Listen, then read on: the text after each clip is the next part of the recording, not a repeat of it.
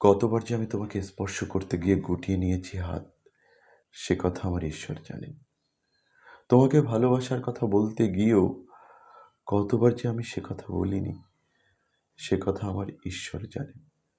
তোমার হাতের মৃদু কড়া নাড়ার শব্দ শুনে শুনে জেগে উঠবার জন্য দরজার সঙ্গে চুম্বকের মতো গেঁথে রেখেছিলাম আমি আমার কর্ণযুগল। তুমি এসে আমাকে ডেকে বলবে, এই ওঠো, আমি আমি আর আমি একই শুনলাম। এমত উল্লাসে আমি নিজেকে নিক্ষেপ করব তোমার উদ্দেশ্যে।